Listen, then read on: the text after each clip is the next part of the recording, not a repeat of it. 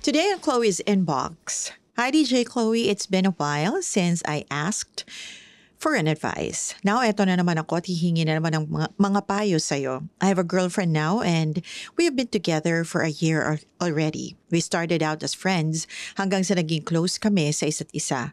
Siya kasi halos ang kausap ko day and night after ng bad relationship ko a year and a half ago. Kumbaga she had me at my worst. So naging malapit talaga kami sa isa't isa.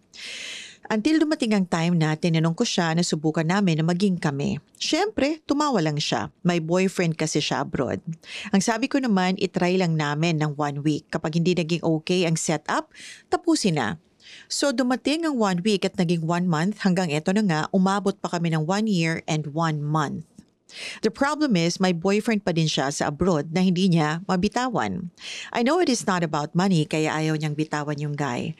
Wala naman daw kasing masamang ginawa sa kanya yung tao. Actually, bago kami mag 1 year, nalaman ng guy yung tungkol sa amin pero sila pa rin until now at kami pa rin naman. Uuwi na yung guy at alam ko na siya pa din ang pipiliin ng girlfriend ko. Ano po ang dapat kong gawin, DJ Chloe? Mr. C.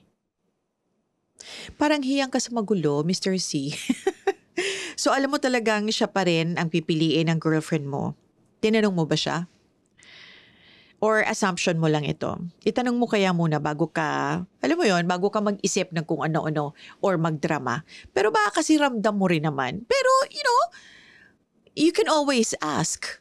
'Di ba? And from there on, at least alam mo kung ano magiging decision mo. Ikaw ang third party, kumbaga. Ikaw ang intruder. So, ano kaya kung ikaw na lang ang mag-giveaway? Nakakaawa na nga yung isang guy Naagrabyado mo na, gusto mo pa iwanan niya na. Diba? I do believe that people who are meant to be in your life will always find its way back to you. If she comes back to you or chooses you over him, then siguro talaga siya ay para sa'yo. Pero kung piliin niya yung isang lalaki nang walang pag-aanilangan, then you have to give way. She's really probably into him and not you. As for you, siguro naman may natutunan ka na sa naging decisions mo at sa pangyayaring ito. So, next time, I think you try to make the right choices in life para magbago naman ang kwento ng buhay mo. Kasi masakit ang magulo I mean, mahirap ang magulo, masakit sa ulo ang magulo. So, mas maganda yung, 'di ba? Sabi nga, we have to learn how to respect relationships. So, tanggapin mo kung sakaling hindi ikaw ang pipiliin and maybe kung hindi ikaw ang piliin, this is your chance to come clean, kumbaga, and be on a clean slate for a while. And then, malay mo, dumating na rin ang tamang tao para sa'yo.